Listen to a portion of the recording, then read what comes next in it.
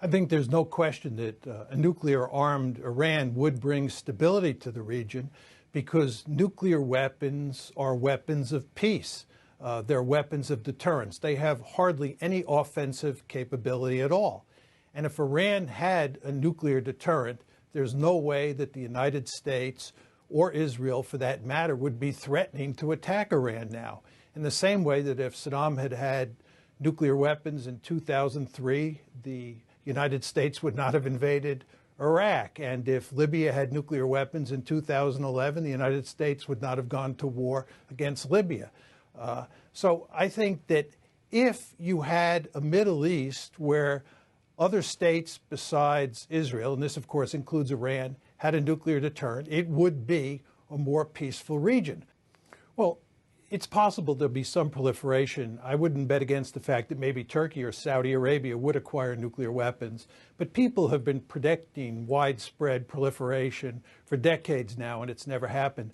But I think there are two reasons that it wouldn't happen. One is that the Iranians would not be able to blackmail anybody in the neighborhood with their nuclear weapons. We've created this myth in this country over the past few years in talking about Iran that any country that acquires nuclear weapons can blackmail other countries or use those nuclear weapons for offensive purposes.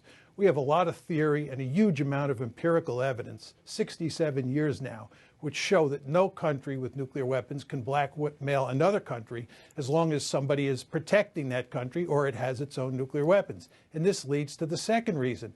The United States is going to extend its nuclear umbrella over Saudi Arabia and over Turkey, the way it extended it over Germany and Japan during the Cold War. And we will make it perfectly clear to the Iranians that they cannot blackmail anybody. So there'll be no great incentive for Turkey or for Saudi Arabia to acquire nuclear weapons. And as you know, when you're involved in contact sports, it can be very dangerous. And so they live in a dangerous world. And on top of that, nuclear weapons are the ultimate deterrent, right? It doesn't get any better than nuclear weapons. And of course, this is why states pursue nuclear weapons. I believe that if Iran had nuclear weapons, the United States and Israel would not be threatening to attack Iran. You don't attack a country that has nuclear weapons and put its survival at risk.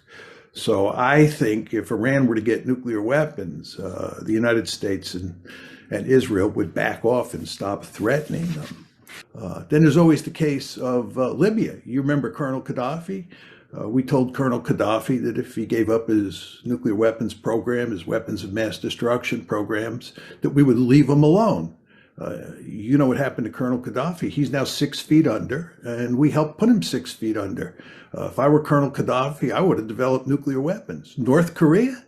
You think seriously that North Korea is going to give up its nuclear weapons? I don't understand this charade that we engage in where we're constantly acting as if North Korea is going to give up its nuclear weapons. They'd be nuts to give up their nuclear weapons. Oh, by the way, do you see any evidence the United States is giving up its nuclear weapons? Is Israel giving up its nuclear weapons? Is Britain giving up its nuclear weapons? Is India, Pakistan? Of course they're not. Why not? Because nuclear weapons are the ultimate deterrent. In the case of Israel, it's by far the most powerful military in the Middle East at the conventional level. Does it really need nuclear weapons? You could argue it doesn't, but they're not giving them up, nor is Uncle Sam. Uncle Sam is by far the most powerful state on the planet in terms of its conventional forces. It has never shown an iota of interest in giving up its nuclear weapons. In fact, it's going to modernize its nuclear deterrent.